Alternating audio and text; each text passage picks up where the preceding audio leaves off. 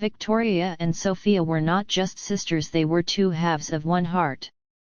The older sister, Victoria, always looked after the younger one, Sofia, who adored and trusted her. Their childhood in their parents' home was woven from laughter, whispers at night, and dreams drawn on a single sheet of paper. Victoria and Sofia grew up, but their bond, forged in childhood, seemed unbreakable. They shared everything, from secrets and dresses to the dream of one day, in the distant future, buying neighboring houses so that their children could grow up just as close. Everything changed in one tragic winter. A call from the hospital cut their lives into before and after. A car accident took both of their parents. The funeral passed in a daze. The house, once filled with light and laughter, turned into a huge, empty tomb with ghosts of memories in every corner. In the first few months, their grief seemed only to unite them. They slept in the same room, like in childhood, holding hands so as to not drown in the silence.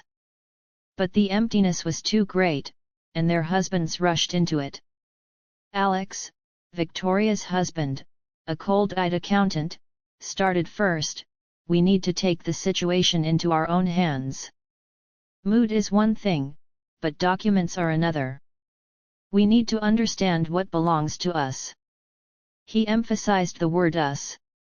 Michael, Sofia's husband, a sales manager, was softer, but more persistent. Darling, we want to give our children the best. Your father left a good collection, a house in a good neighborhood. This is a chance to secure the future. We can't miss it.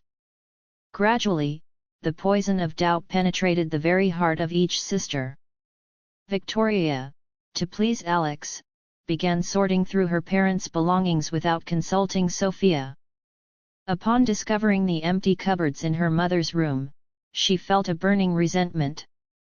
"Isn't one of you enough?" she whispered into the emptiness. The meetings at the notary's office became a battlefield where the husbands negotiated, while the sisters sat silently on opposite sides of the table, not looking at each other.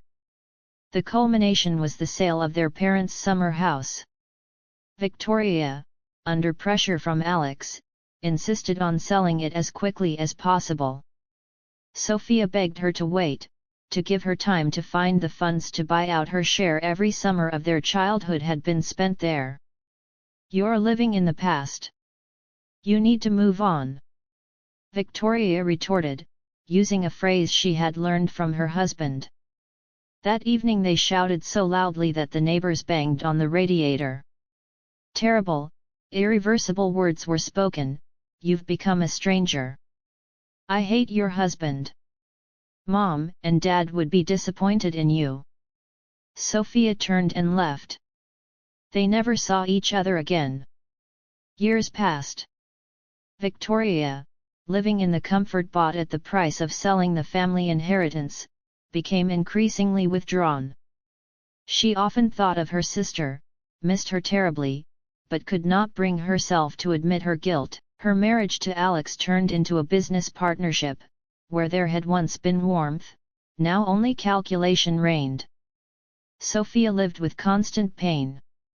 She blamed not only Victoria, but also herself for her weakness, for allowing her husband to drag her into this war. Her marriage to Michael cracked under the weight of unspoken reproaches and disappointments and soon fell apart.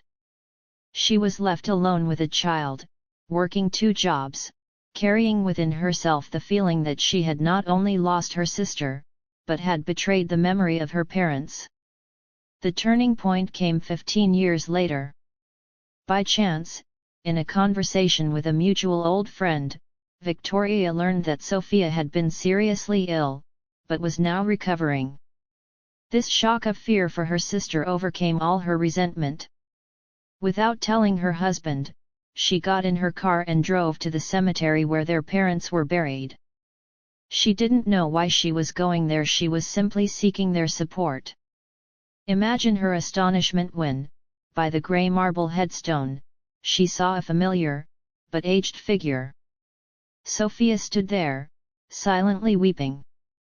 They froze, looking at each other through the veil of years and pain. "I was so afraid I wouldn't see you again," Sofia whispered first, her voice trembling. "And I hated you for so long," Victoria blurted out, and she burst into tears. "Forgive me. Forgive me." They didn't remember who took the first step. They simply rushed to each other and embraced, like they had as children after a bad dream. Their cheeks were wet with tears that washed away years of foolish enmity.